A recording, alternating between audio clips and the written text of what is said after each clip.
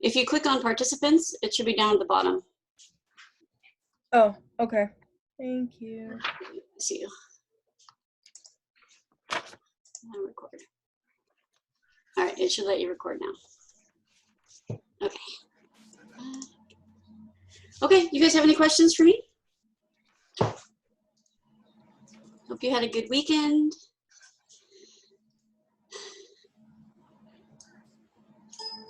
Okay, then I have questions for you.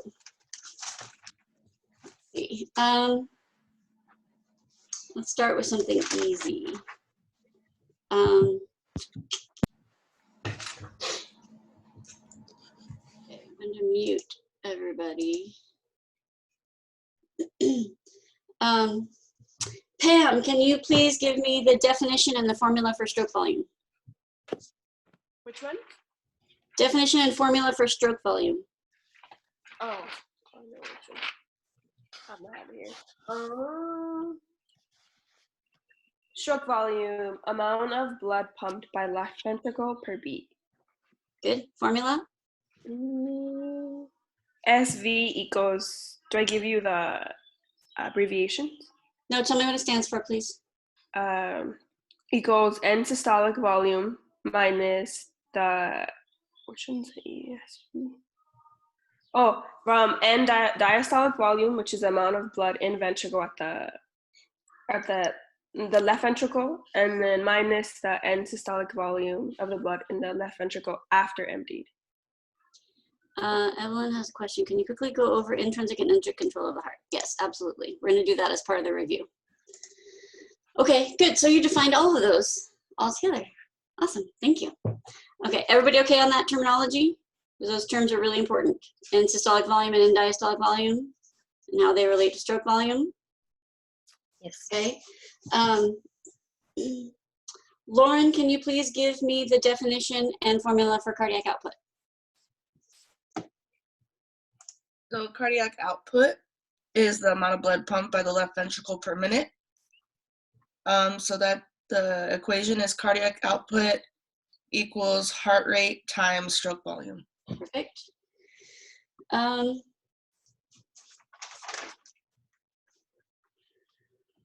Gwen, what is the definition of cardiac cycle?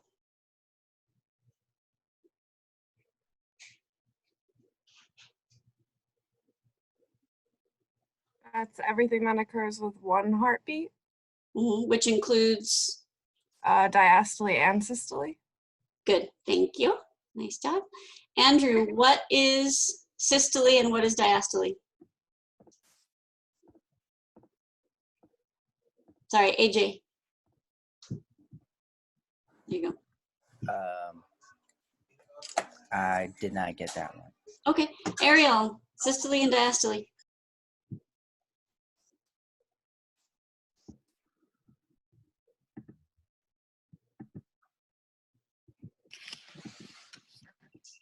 I can't find it in my notes.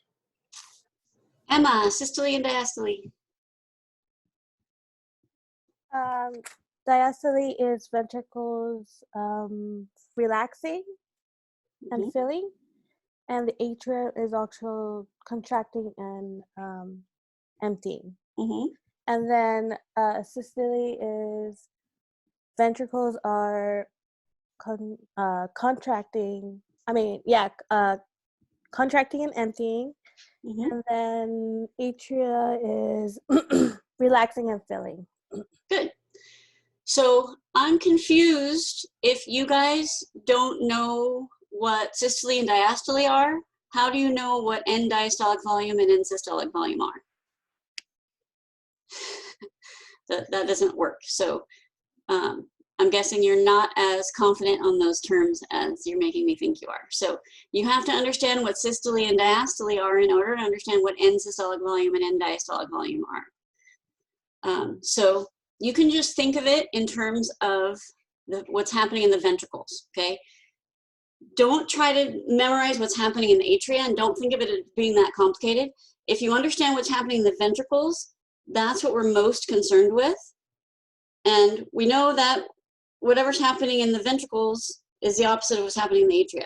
So if you can remember that systole is when the ventricle is contracting and emptying. You can figure out what the atria are doing because it's opposite, right? Diastole is when the ventricles are relaxing and filling. You can figure out what the atria are doing, okay? So when you're trying to remember those terms, just think about it in terms of what the ventricles are doing. And don't worry about what the atria are doing because you can figure that out, okay? It's most important what the ventricles are doing, what the left ventricle is doing, because that's what we're most concerned with, okay? So systole is when the ventricle is contracting, which makes sense because the systolic blood pressure is the higher number, right? And we said the blood pressure is the force of the blood hitting against the wall of the vessel. So if the ventricle is contracting, the blood is coming out forcefully against that vessel, which is going to drive the blood pressure up. Okay, so systole is when the ventricle is contracting. Diastole is when the ventricle is relaxing. Make sense? Nod your head, thumbs up, good. Okay, Arpi, what does the T wave represent on the EKG? The T wave represents the ventricular repolarization. Perfect. Vanessa, what does the QRS complex represent on the EKG? It represents the ventricular depolarization and atrial repolarization. Perfect. Yeah. Oh, I've got two Vanessas. I didn't. Oh, sorry. Sorry. Thank you. Vanessa Palafox, I'll get you on the next one. Vanessa Palafox, what is bradycardia? It is when the heart rate is below 60, so it's abnormally low. Good. Specifically say resting heart rate. Okay, thank you. Yeah, it's a resting heart rate below 60. And then the tachycardia would be a resting heart rate above 140. It's more important there because if you just say tachycardia is a heart rate over 140, then that would mean when you're exercising you're tachycardic, and that's not true. So it's specifically a resting heart rate, either below 60 or above 100. Okay. Wait, is it above 140 or above 100? No, 100. 100. I was just giving the 140 as an example. Okay, let's do, Armand, can you please explain intrinsic control of heart rate? Yes.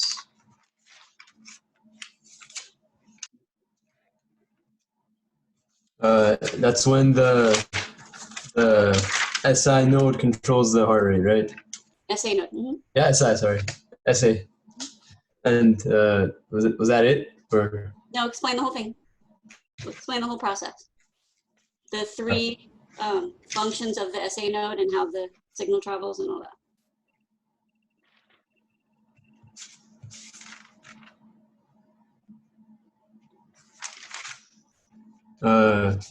You can skip me. No, I'll pass it to someone else. I'll get you on the Okay. phone. Emily, can you please explain intrinsic control of heart rate? So the SA node, it has the three jobs. The first one is it initiates a single signal, which is the contraction of the heart. The second is it sets the rhythm to 100 beats per minute, which is the natural sinus rhythm. And then third is that it causes the contraction in the atria, which empties them out into the Good, good. So I'd say be careful about saying contraction of the heart because we're being more specific because the whole heart is not contracting at once. So it's specifically causing contraction of the atria. So it's the signal it's initiating is the electrical signal. So it initiates the electrical signal, contracts the atria, sets the rhythm. Okay, good.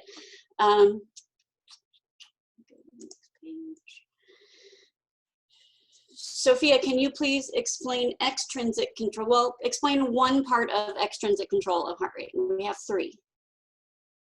Okay, give me a second.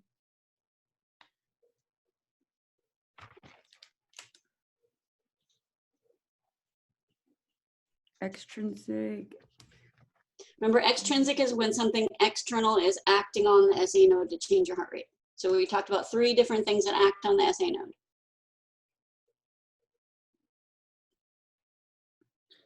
All I have written down, I put epinephrine is, no, I don't know. Yeah, epinephrine's one of them. Okay. What is if epinephrine acts on the SA node, how does the SA node respond to the epinephrine? Vasoconstriction?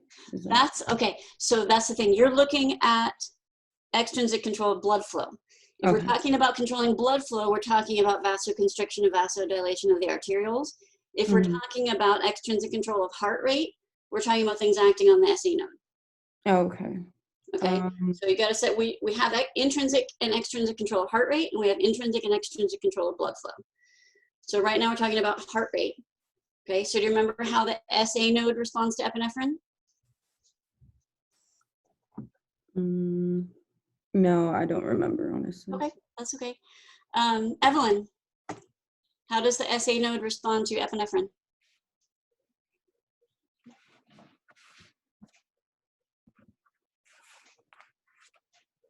The epinephrine. Doesn't epinephrine like do something with it? They'll make it in a way excitatory. So what does that mean for the heart rate? Is it going to speed up or slow down? Heart rate would go up, no? Yes. Yeah. So the epinephrine is part of the sympathetic nervous system, right? So we have the parasympathetic nervous system that can act on that SA node to slow it down or control it beneath 100 beats per minute. We have the sympathetic nervous system that controls the heart rate above 100 beats per minute. So epinephrine is part of the sympathetic nervous system. So when we secrete epinephrine, it acts on the SA node to speed it up, make your heart rate go up. Okay, Shannon, can you please explain another part of extrinsic control of heart rate? There's the PNS and the SNS, right? The PNS will act through the vagus nerve, and the sympathetic nervous system. Just tell me what the vagus nerve is going to do. So if the vagus nerve is active, it will lower the heart rate. It will lower the heart rate. Good. So as vagal tone goes up, activity of the vagus nerve goes up, heart rate goes down, and that's acting on the SA node. Good. Lizette, can you give me the other one? The other one, is it the sympathetic cardiac nerve? Yeah, okay, so that one would be, doesn't it also increase your heart rate? It's part of the sympathetic nervous system. Your sympathetic nervous system activity goes up, so your heart rate will go up, right? So I'm going to go to the whiteboard and redraw that. Let me. The graph of extrinsic control of heart rate. Can you guys still see me while the whiteboard is up? Okay, if you can't see me, you probably need to go to gallery view. I'm not sure. Can you see me if you're on speaker view, or does it just show the whiteboard? So I haven't figured that out. I don't know what you guys see. It shows both for me. It shows both? Okay, perfect. Okay, so we had intensity down here. We had heart rate up here. A reasonable bottom heart rate is 60 beats per minute. A reasonable top heart rate was 200 for a 20-year-old. Low, medium, high intensity. And we said as intensity increases, we know that heart rate increases. We know that's a linear relationship. And then we put the 100 beats per minute here. Significance of the 100 beats per minute was that it's the natural sinus rhythm. Okay, so then we said increases in heart rate here from 60 to 100 are due to what? Anybody can jump in and tell me what are increases in heart rate here due to?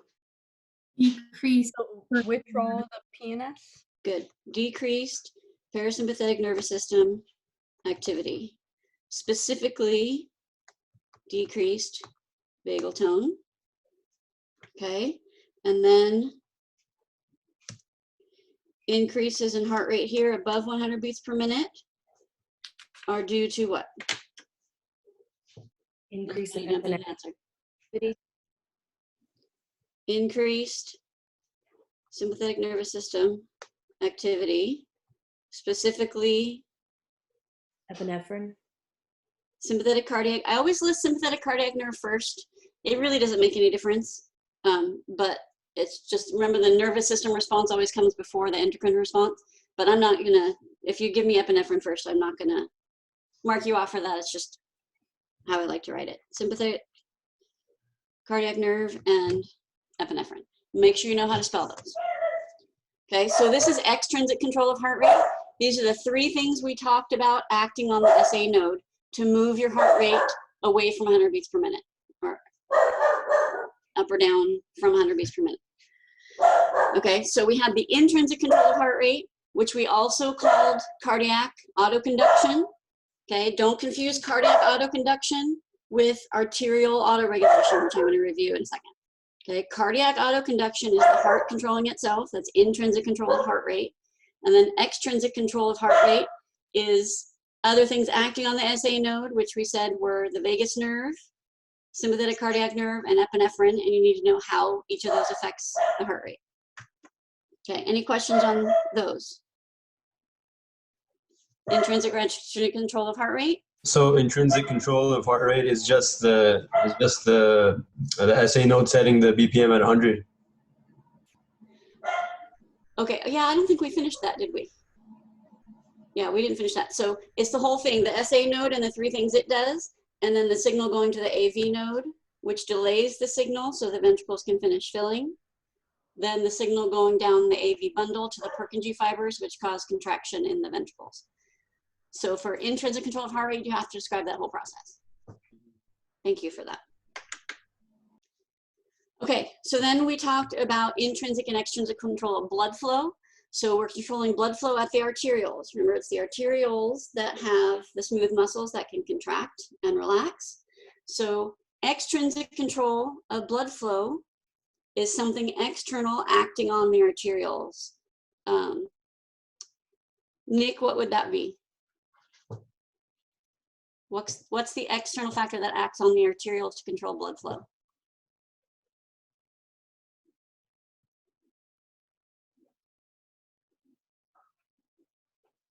Can you repeat the question? I'm sorry. Yes, what is the external factor that acts on the arterioles to control blood flow? So I'm asking extrinsic control of blood flow.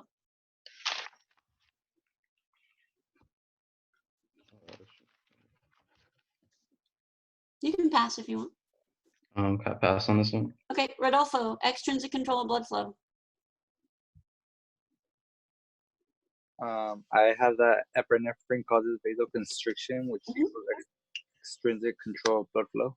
Yeah, that's exactly right. So epinephrine is released as part of the sympathetic nervous system, right, when you're exercising. So when you're exercising, the higher the intensity of exercise, the more epinephrine you will secrete. And it travels around in your blood, and everywhere you go, it causes vasoconstriction. There's an exception to that, and that is in the vessels near the skin. So we talked about, I think we talked about vasoconstriction being active and vasodilation being passive. Did we talk about that?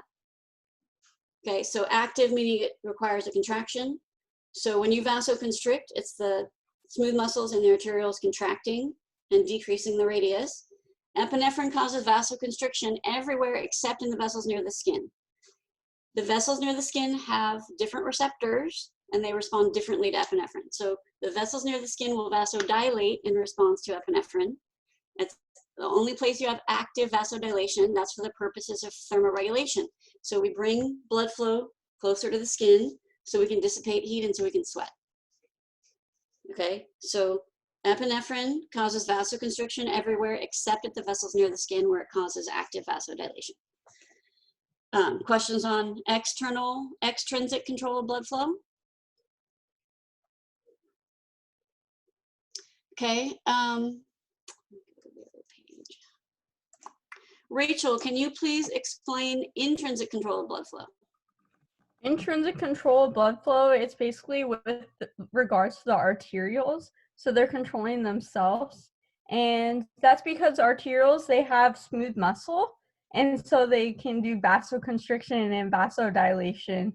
And the vasoconstriction is caused by the epinephrine. So that would be extrinsic. Right, so can you explain the intrinsic?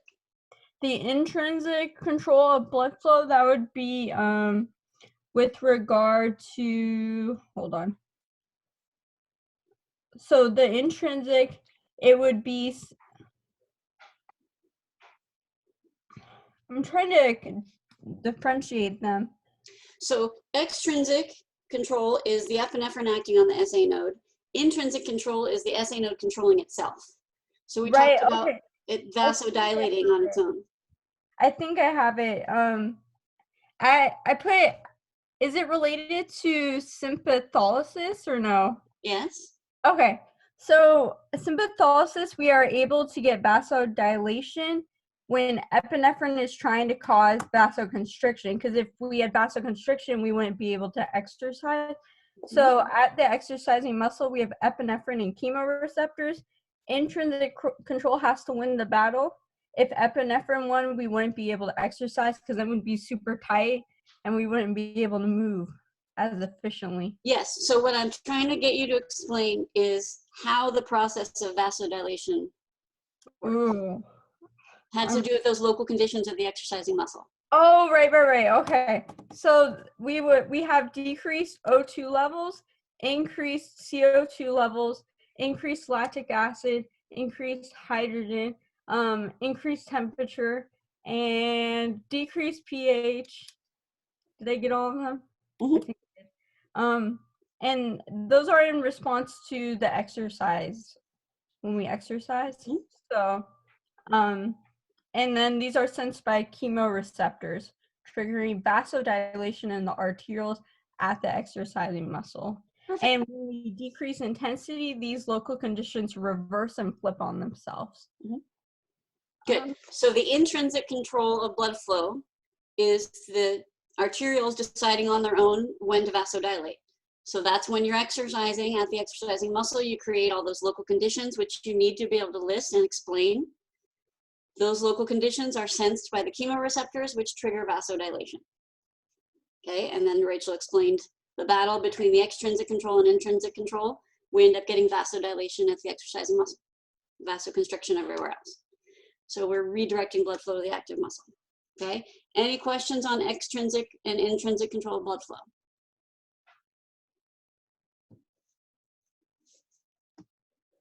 Okay, then we talked about blood pressure. Roxanne, can you please give me the definition and formula for blood pressure?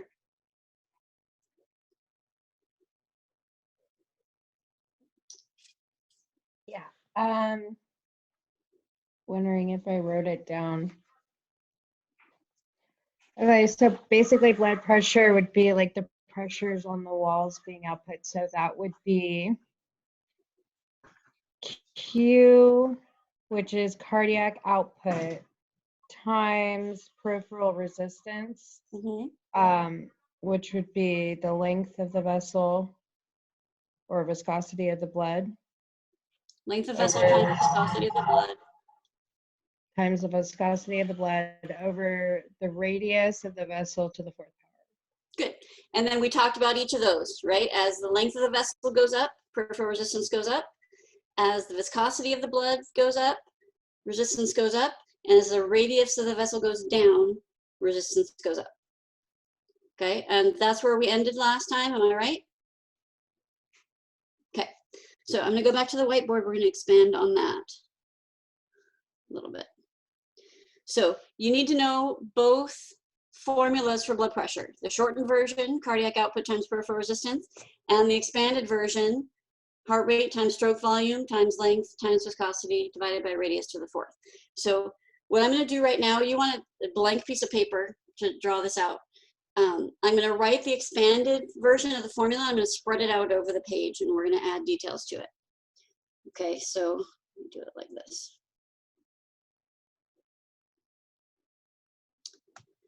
Blood pressure equals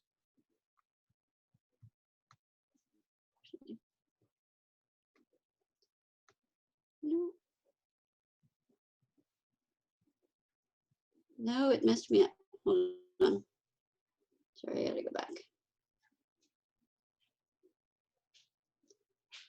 Blood pressure. I'm in a little trouble here. Heart rate. I don't want that period there, but it's okay. times stroke volume times length times viscosity divided by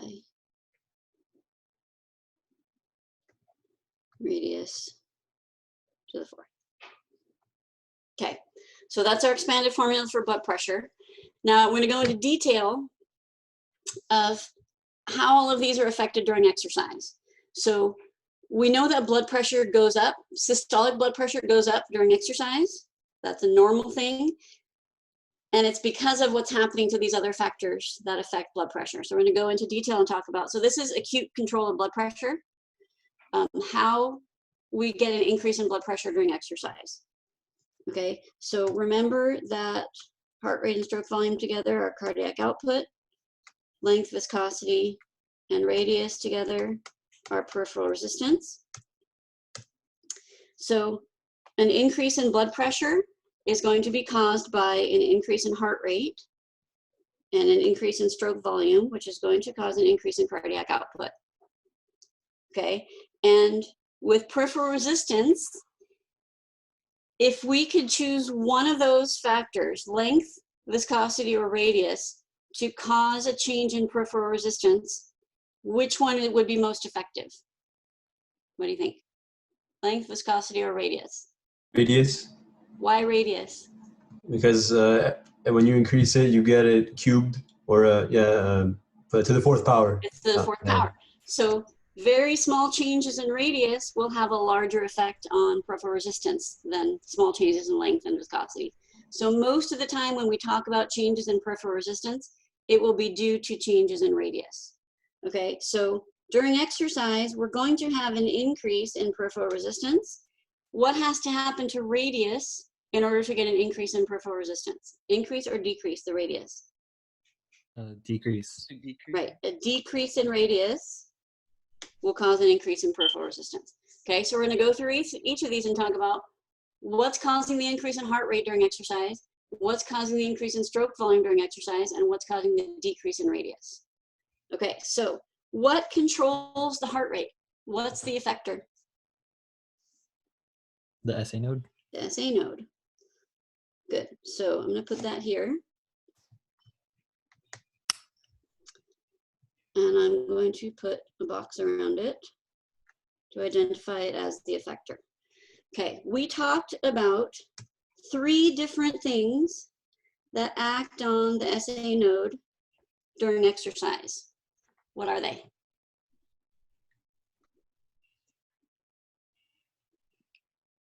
Name one of them. Decrease vagal tone. Okay, decreased vagal tone. Epinephrine.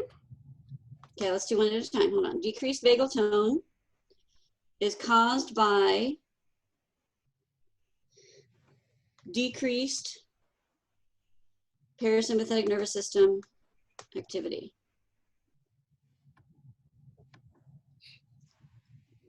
Okay, and I've got to, oops, got to draw arrows in between here.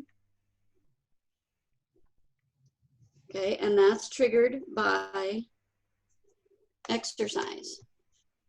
Okay, so you start exercising, parasympathetic nervous system activity is going to start decreasing its activity, which means you'll have a decrease in vagal tone. That will act on the SA node to cause an increase in heart rate. That increase in heart rate will cause an increase in cardiac output, which will cause an increase in blood pressure. Do you follow that? It's a sequence of events. Okay, what's another thing that acts on the SA node during exercise? Sympathetic cardiac node. Okay, so let me put this in a different color. Sympathetic cardiac nerve. I'm going to abbreviate it. Actually, I'll write it out for you. Sympathetic cardiac nerve. Okay, that is controlled by, hold on, increased sympathetic nervous system activity, which is in response to exercise. Okay, so you start exercising, that increases your sympathetic nervous system activity, which works through the sympathetic cardiac nerve to act on the SA node. That causes an increase in heart rate, which causes an increase in cardiac output, which causes an increase in blood pressure. Okay, what's the third thing that acts on the SA node during exercise? Epinephrine. Hooray. Let's do this in green.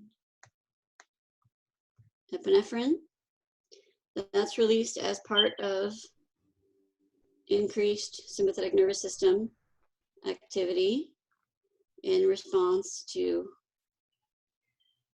exercise.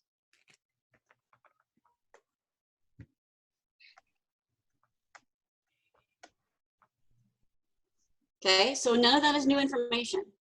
We're just organizing it into how it affects the blood pressure. Okay, so you start exercising, that causes an increase in sympathetic nervous system activity, which causes the release of epinephrine. That acts on the SA node to increase the heart rate, to increase the cardiac output, to increase the blood pressure. Everybody good so far? Raise your hand if you have a question, or just jump in with a question. Okay, what did we say controls the stroke volume? What's the effector for stroke volume?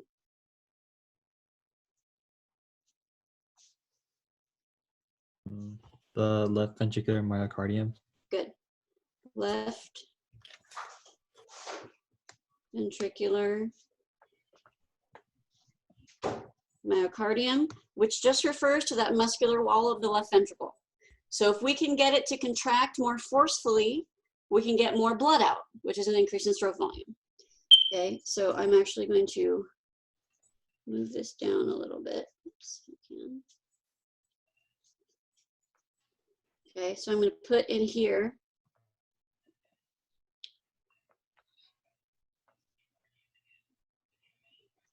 increased contraction strength.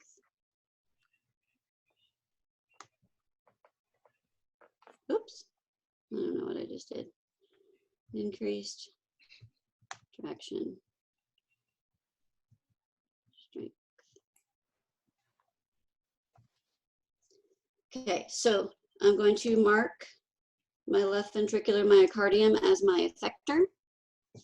Okay, what do you think will act on the left ventricular myocardium to cause it to increase its contraction strength?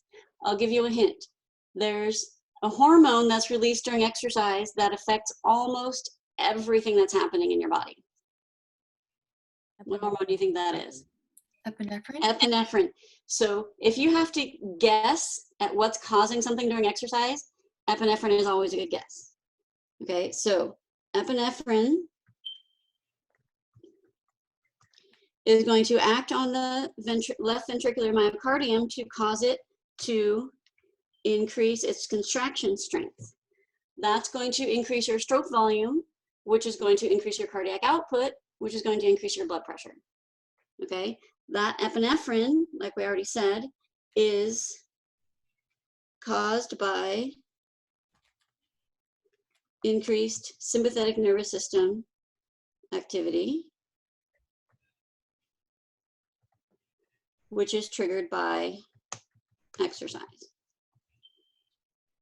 Okay, so basically what we're doing here is we're drawing out in detail what's causing the increases in blood pressure during exercise. So all of these pathways start with exercise, and they're starting a cascade of events that will either act on the SA node or act on the left ventricular myocardium to increase your cardiac output. And if your cardiac output increases, your blood pressure increases. Questions so far? Okay, last one is radius. What controls the radius? What's the effector for the radius? Vasoconstriction? Vasoconstriction is what happens. What controls the vasoconstriction? Arterial. The arterioles. The arterioles are the effector for the radius. So in response to either epinephrine or chemoreceptors, the arterioles will either vasodilate or vasoconstrict. Okay, so the arterioles are in control here. They're the effectors. Okay, so I'm going to box that to identify it as our effector. What has to happen to, we know that we're going to have a decrease in radius so we can get an increase in peripheral resistance. So what has to happen at the arterioles in order to get a decrease in radius?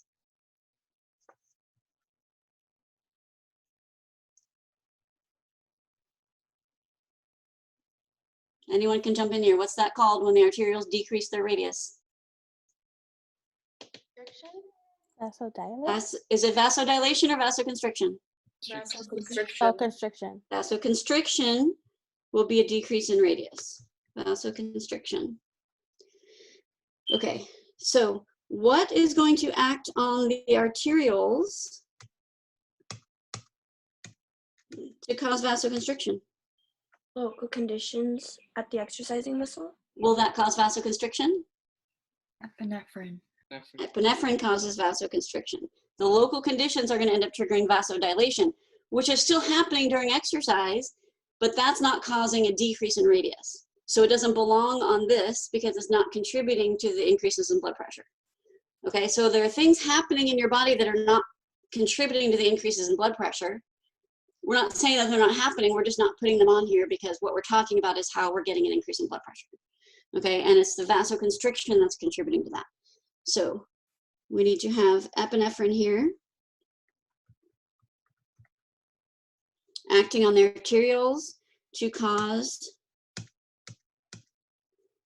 vasoconstriction, which is going to cause a decrease in vessel radius, which is going to cause an increase in peripheral resistance. That increase in peripheral resistance will cause an increase in blood pressure. We good? Okay, that epinephrine is being released as part of increased sympathetic nervous system activity.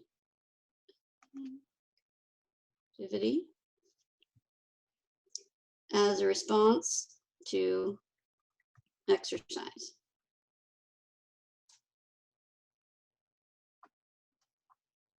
So exercise causes increased sympathetic nervous system activity, causes the release of epinephrine, which acts on the arterioles to cause vasoconstriction, decreases the radius, increases the resistance, increases the blood pressure. Okay, so this is a map detailing how exercise causes an increase in blood pressure. Okay, there's a lot of overlap here. There's a lot of things that are repeated. So we can simplify this map, which is what we're going to do next. Okay, so all of the pathways start with exercise because we're drawing out in detail how exercise causes an increase in blood pressure. So all of the pathways begin with exercise and end with increase in blood pressure. So starting from exercise, how many unique pathways do we have?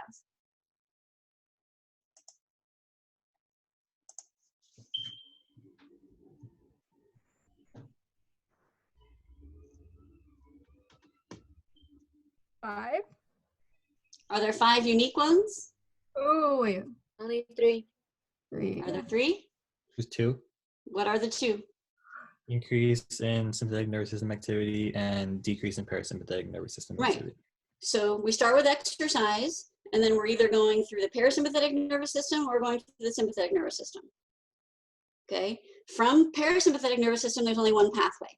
From sympathetic nervous system, how many different unique pathways are there? 2. Good. What are the 2? Epinephrine and sympathetic cardiac nerve. Good. Sympathetic cardiac nerve just has one pathway. It's through the SA node. Epinephrine has how many different pathways? 3. 3. What are they? Acts on the arterioles, causes an increase in contraction strength, or Just tell me the effectors. arterioles, SA node, or left ventricular myocardium. Good. So the epinephrine is going to act on all 3 effectors. Okay. So we're going to simplify this map. We're going to flip it over. We're going to put exercise at the top. We're going to put an increase in blood pressure at the bottom. And then we're going to draw out the simplified pathway so that they don't have any repeats. Okay. So hopefully you have this all drawn out. Put it off to the side because I'm going to open up a blank page.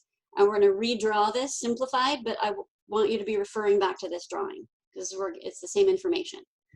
Okay. I have a lot of people turning off their videos.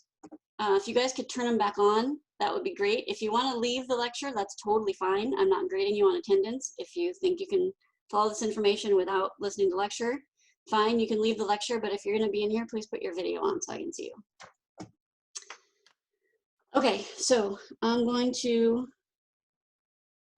save this. I'm going to open up a new page. Okay, so you want a whole separate page for this one. And on this page, I suggest you write both formulas for blood pressure.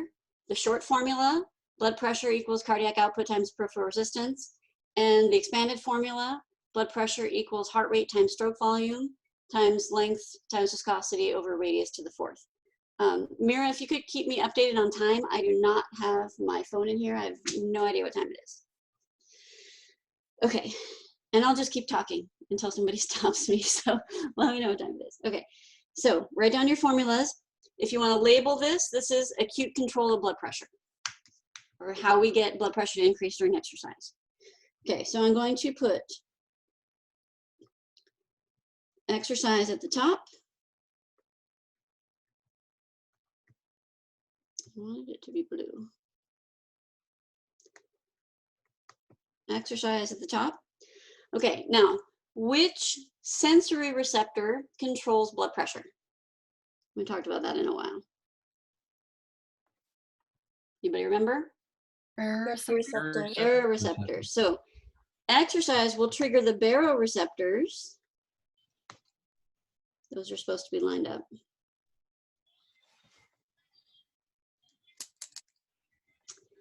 To send information to the brain. These are also supposed to be lined up. And the brain has two different ways it's going to respond. What are its two paths for responding here?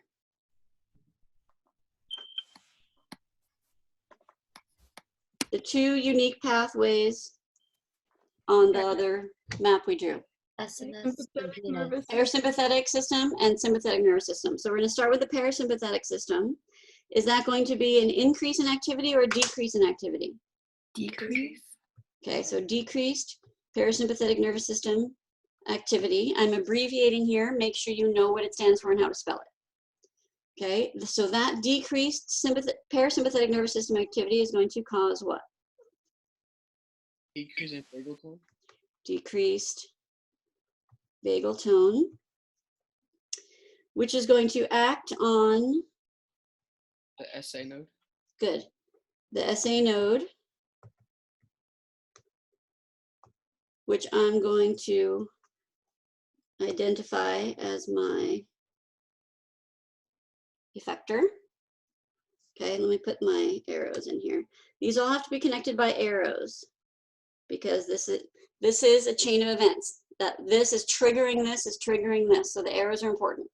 Okay, so we have exercise, which triggers the baroreceptors to send a signal to the brain. The brain is going to respond through two different pathways. First one is a decrease in parasympathetic nervous system activity, which causes a decrease in vagal tone, which acts on the SA node. And how does the SA node respond to that decreased vagal tone? Increases heart rate. Increased heart rate, which causes Increase in cardiac output. increased cardiac output. I'm abbreviating it here. Make sure you know what it stands for. And that increased cardiac output is going to cause Increase in blood pressure. an increase in blood pressure.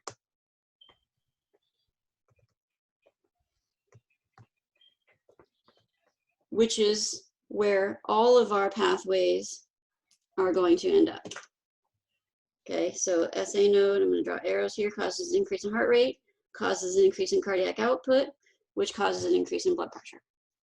We good on that pathway? Let me know if you have a question. Okay. Why did you say you box the SA node and the, why do you box those? Okay, so the SA node I'm boxing because it's an effector, and I'm going to want you to identify the effectors. Okay. The increased blood pressure I'm boxing just because that's where all of the pathways are going to lead. If I was drawing this on the board in the classroom, I would have done it in a different color box, but I'm not that good at managing the colors here. I didn't mean for them to be the same because they're boxed for different reasons. Okay. Okay, what's the other pathway the brain can respond in, either besides the decreased parasympathetic activity? Increased sympathetic nervous system activity. Good. Increased sympathetic nervous system activity. I'm abbreviating. Make sure you know what it stands for.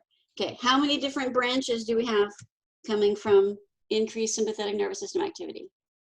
2. 2. What are they? Sympathetic cardiac nerve. And? Epinephrine. Epinephrine. Good. So I'm going to put sympathetic cardiac nerve over here. Let's do this. Sympathetic cardiac nerve. What's that going to act on?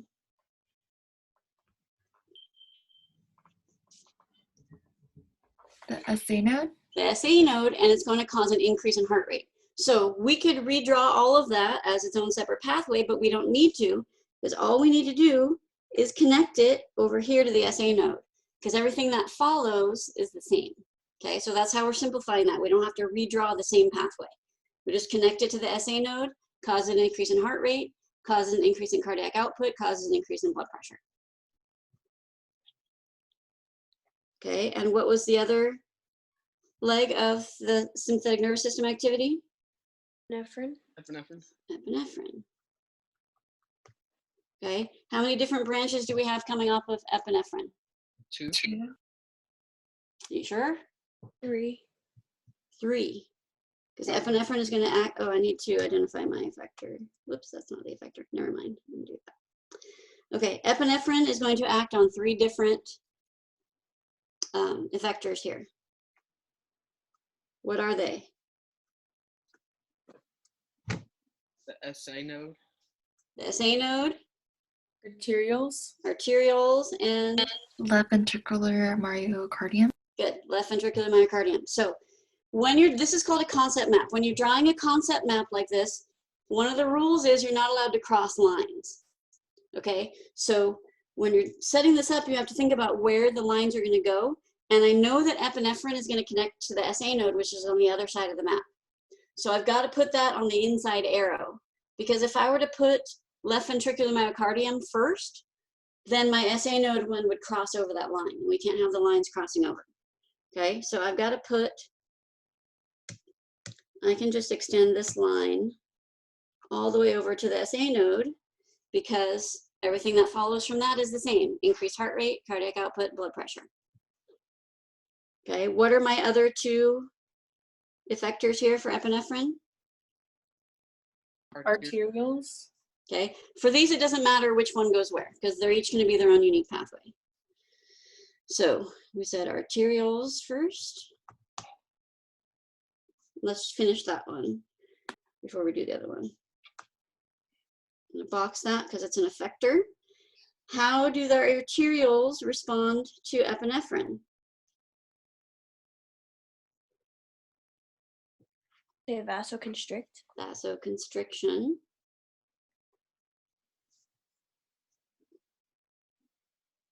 Okay, what does that vasoconstriction cause? Decrease in vessel radius.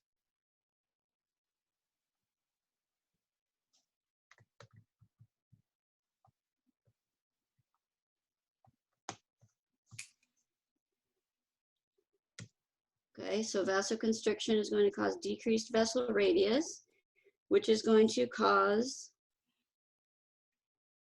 Increase in peripheral resistance. Mm-hmm.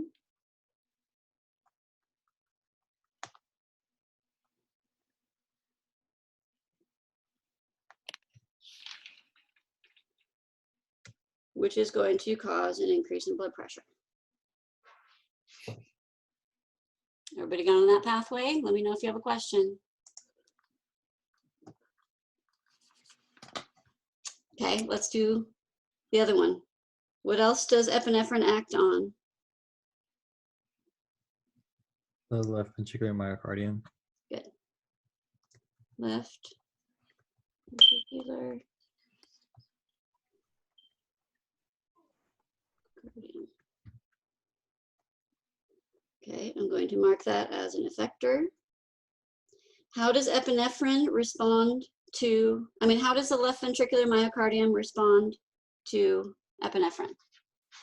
Increase in contraction strength. Good. Increased contraction strength, which causes an increase in stroke volume.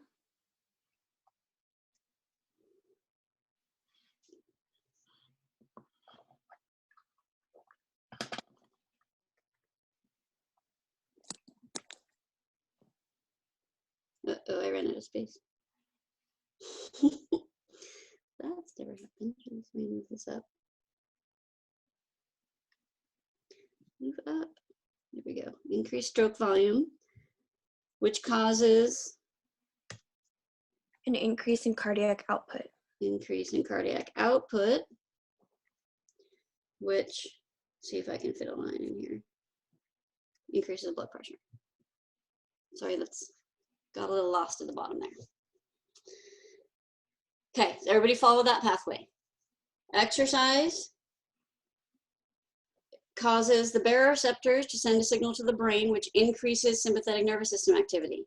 That causes the release of epinephrine, which acts on the left ventricular myocardium, which causes increased contraction strength, which increases stroke volume. That increases cardiac output, which increases blood pressure. Okay, so this is a very detailed concept map explaining how exercise causes an increase in blood pressure, systolic blood pressure. Okay, so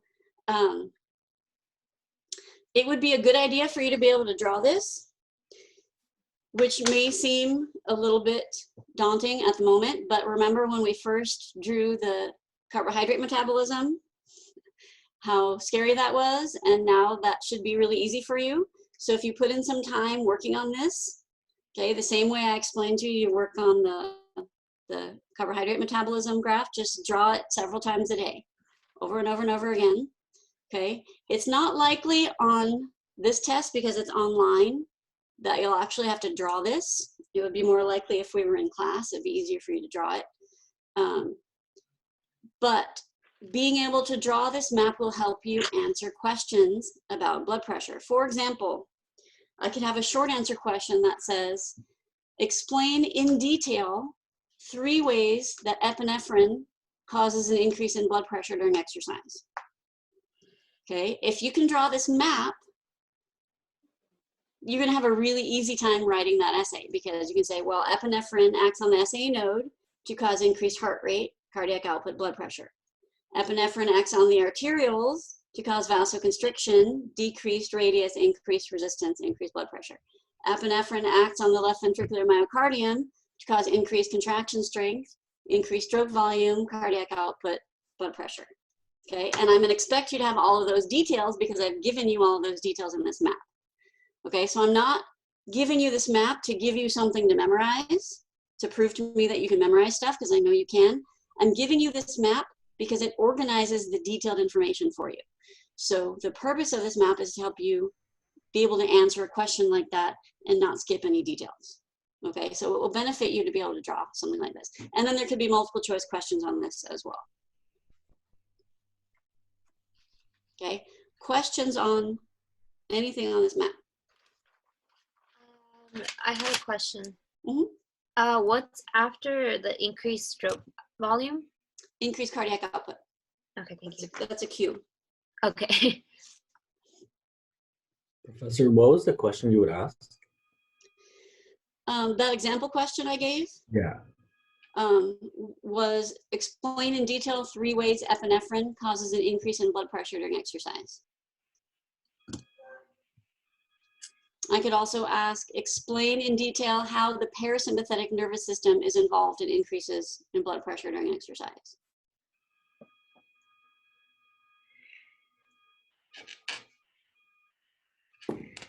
I could also ask, explain how the sympathetic nervous system is involved in increases in blood pressure. And then you'd have to explain all the branches of epinephrine and the sympathetic cardiac nerve. Okay, this is the best way to organize this information. That's the whole point of the map, is to organize all the details so that you can explain it.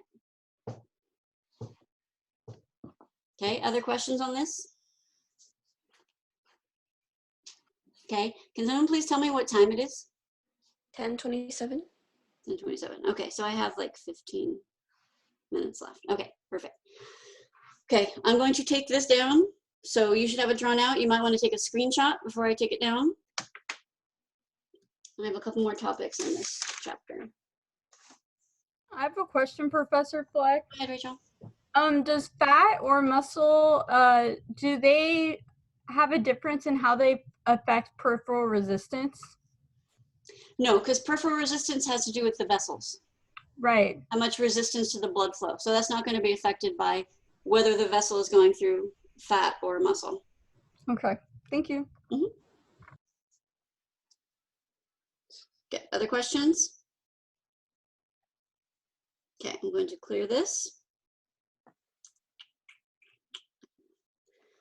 Okay, now we're going to go over venous return mechanisms.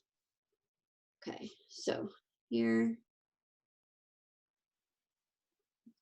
bigger, venous return mechanisms. So venous return is referring to getting blood back to the heart after it's been at the muscles. So the issue is when you're exercising, your heart is pumping blood out to the muscles, but we don't have another heart down at our feet to pump the blood back up. And especially if we're upright, you have to work against gravity to get blood back up to your heart. So we need some kind of mechanisms in place to assist with that.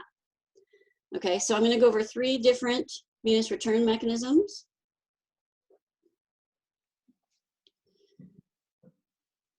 First one is the skeletal muscle pump.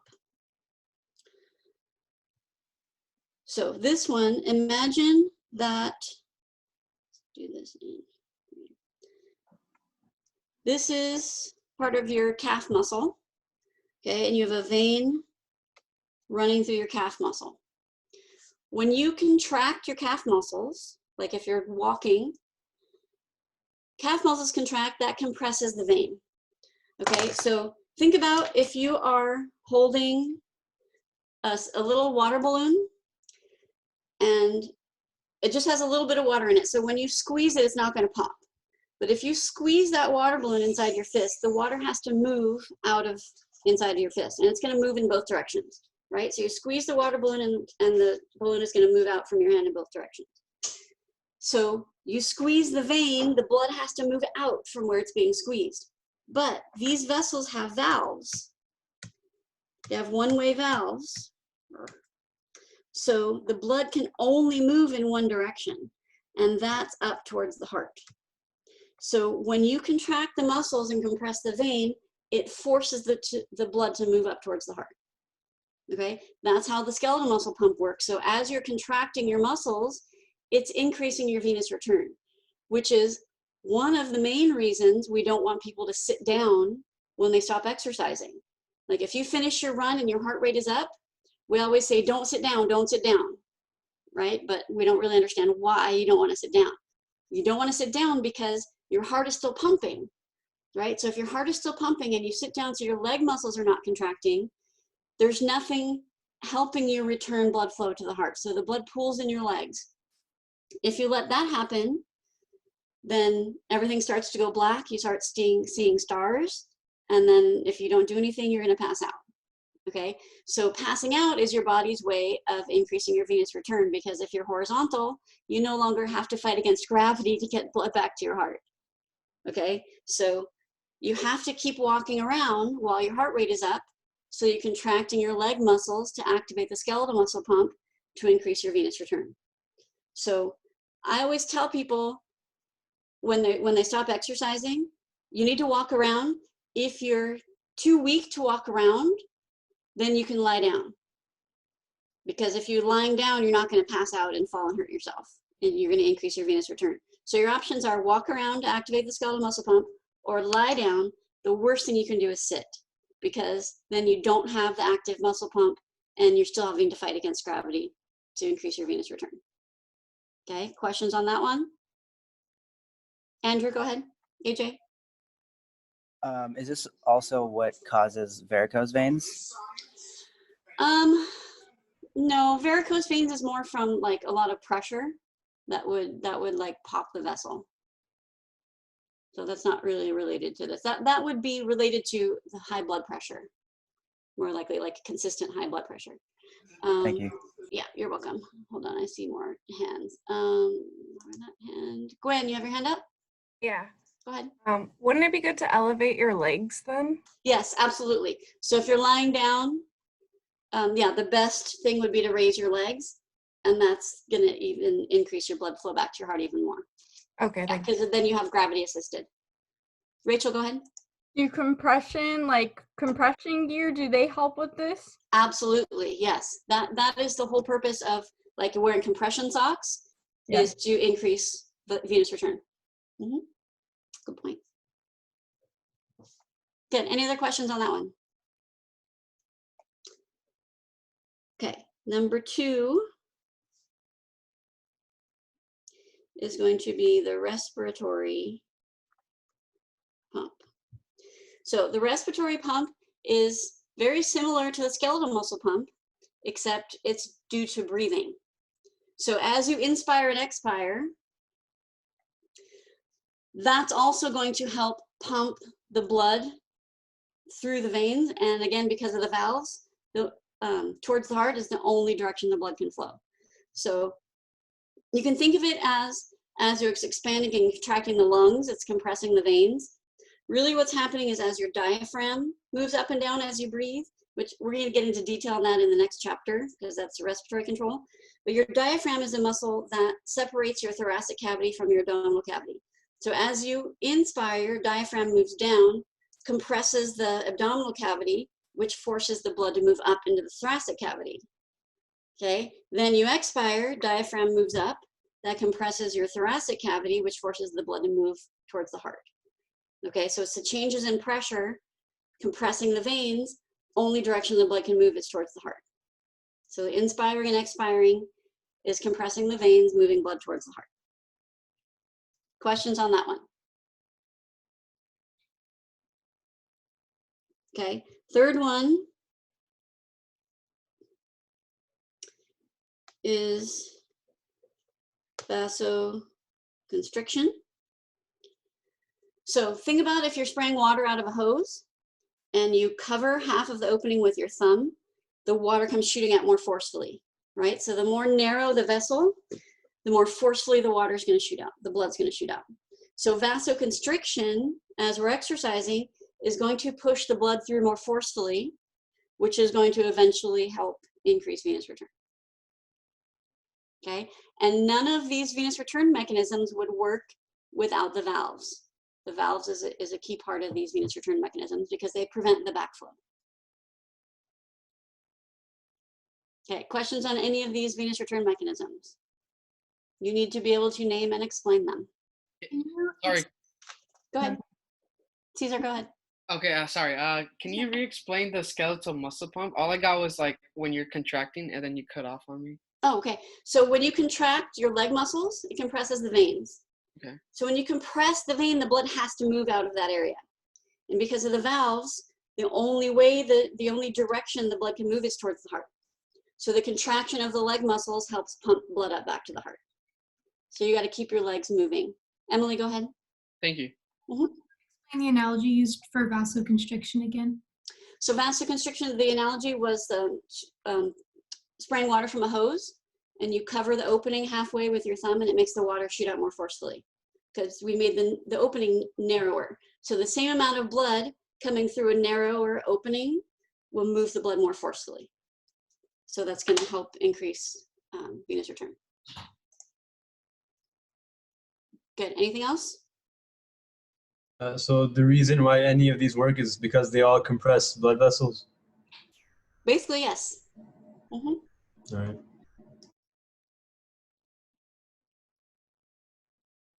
Okay, but the vasoconstriction is not like a physical compression, the same way the muscle pump is a physical compression of the vessels, and the respiratory pump is a physical compression of the vessels. The vasoconstriction is a muscular narrowing. So it's slightly different, but basically the same idea. Okay, one more topic for today. I'm going to clear this. Okay, kind of two more topics. Blood. I'm going to give you 3 functions of blood as it relates to exercise. Transportation of nutrients. So remember, the blood is transporting our glucose and our free fatty acids and our amino acids around our body. So one of the main functions of the blood as it relates to exercise is transportation of nutrients. We have temperature regulation, blood going near the surface of the skin so we can dissipate heat and we can sweat. That helps us thermoregulate. And then pH, pH balance. The blood is what has the bicarbonate buffer, so it's in control of regulating the pH balance. Okay, so 3 functions of blood as it relates to exercise. Then we have components of blood. Okay, we're going to separate the blood. If we had a vial of our blood like this, and we spun it in a centrifuge, and it would separate into its 2 components. Okay, so we have the formed elements.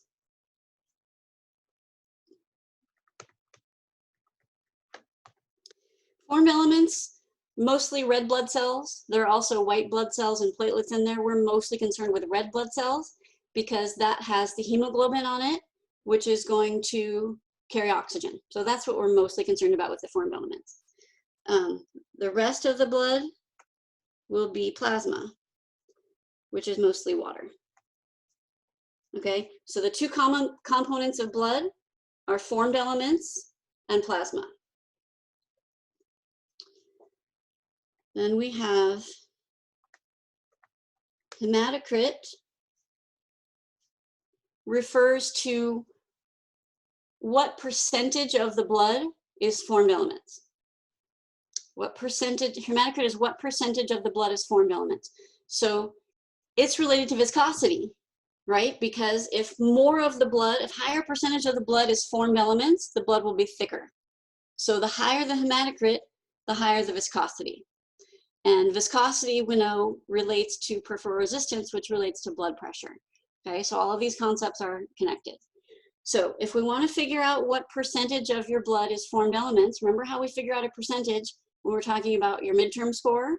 It's your score, number of points you earn, divided by the total number of points possible. So if we're talking about hematocrit, your score would be the amount of formed elements. So hematocrit equals formed elements divided by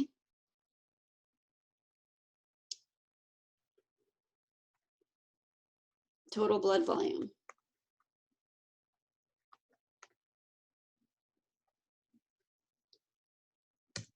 Okay, so this whole thing would be total blood volume.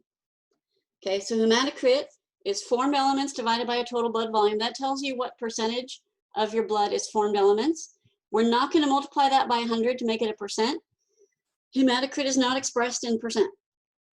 It's just a number. So normal hematocrit is 45, meaning normally about 45% of your blood is formed elements, 55% of your blood is plasma, but we don't say hematocrit is 45%, we just say hematocrit is 45, and we know that means 45%. Okay, so questions on what hematocrit is, total blood volume, formed elements, any of that terminology? Okay, so formed elements would be red blood cells. Can we change the amount of formed elements we have? Yes. How? You're correct, we can. How? Well, we know like in Colorado, like a lot of Olympians go to Colorado to train. So I'm assuming altitude and like how intensely you train can increase or decrease. Good. It's not the training intensity, it's the altitude. So Okay. the reason athletes train at altitude is because when you're at altitude, it's harder to get oxygen into your blood. And we're going to talk about why that is in the next chapter, which is respiratory control. But basically, at altitude, it's harder to get oxygen into your blood. So if you're having trouble oxygenating your hemoglobin, your body responds to that by producing more hemoglobin, more red blood cells. So training at altitude will increase your red blood cell count. And then if you come back down to sea level or someplace lower and compete, you have more red blood cells than you normally would. So if you have more red blood cells, you have more hemoglobin, you can carry more oxygen, which means you can deliver and consume more oxygen. Okay, so it's going to improve your aerobic performance. But that only works if you've done the training, so you have the increased mitochondria, the myoglobin, the capillaries, and the enzymes, right? Because if you don't have any of that and you just increase your hemoglobin, you don't have the capacity to consume the oxygen, so it's not going to help you. So you have to have the adaptations to that training first, and then you train at altitude, increase your red blood cell count, and then you come back down to sea level, and it's going to improve your aerobic endurance performance. Okay, so that's what the masks also do. You have masks, people use masks that mimic altitude training without actually going to altitude, and all it does is restrict your oxygen, so it's harder to get oxygen into your blood, triggers your body to increase red blood cell production. Okay, I'm going to stop there. There's a little bit more having to do with formed elements and plasma that we're going to talk about. We'll finish this chapter at the beginning of the next lecture, and we'll move into chapter 7. Okay, any questions on anything from today or anything else? Would the same adaptation as the high altitude happen if you train while dehydrated? Because it makes your blood thicker, right? Yes, training while dehydrated will not trigger red blood cell production. Training while dehydrated would trigger a heart attack because it could trigger a heart attack because if you're dehydrated, hematocrit is up, viscosity is up, resistance is up, blood pressure is up. So that can trigger a heart attack. All right.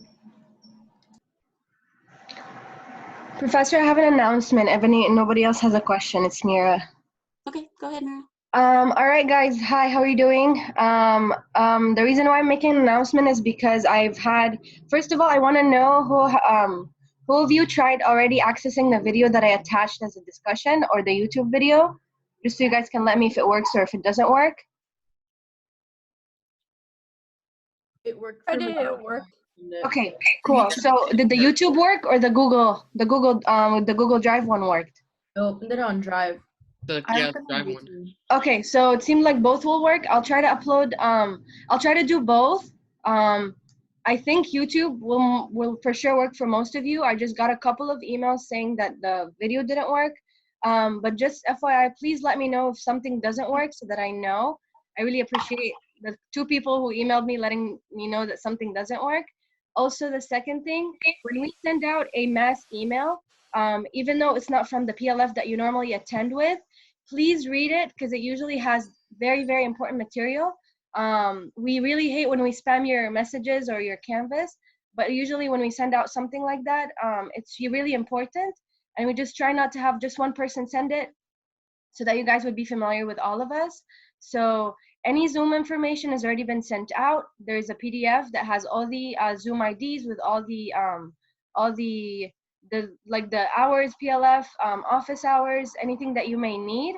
Also, every Sunday night we send out some worksheets that you guys do use in PLF. You can also use them as a guide that can help you study for material. And they're all made differently because they're from all of us. So if you guys didn't get a chance to attend with a certain PLF, you get to see their worksheet and you also get to practice on it. So please, please, please make sure you look at all the messages we sent because we just don't send them just because they're important. So, and yeah, Again, we're also available for one-on-ones, any questions that you may have, and that's pretty much it. Awesome. Thanks, Mira. Thank you. Yeah, make sure you show some appreciation to your PLFs. They're doing a lot of extra work for you guys, so it doesn't hurt to send them a happy face and a thank you now and then. Okay, they're doing a lot for you and they're working together and to do a lot for you. So show them some appreciation. I have office hours at 11 if you want to hang around or come back for that. And I know there's also a workshop at 11. So if you have Tuesday classes, tomorrow is a holiday. It's Cesar Chavez Day. So I'm pretty sure there should not be classes tomorrow. So let your professors know if they forgot about the holiday and they're planning a lecture. Let them know it's a holiday. You guys take the day off. Okay, so I'll either see you in office hours or I will see you on Wednesday. Have a great day. Professor, if you want to stick around for a second, I have something to tell you. We were able to figure out how to give students access to record without having to do it one by one. Oh, how? Okay, so if you go, I think, okay, so I think you have to exit the entire thing. I'll probably just text you the exact settings of how you can do this, and then you can change it. Okay, awesome. All right, Thank all you. right, I'll do that. All right. Bye-bye. Bye, guys. I'll be back for office hours in a few minutes. I'm going to grab something to eat.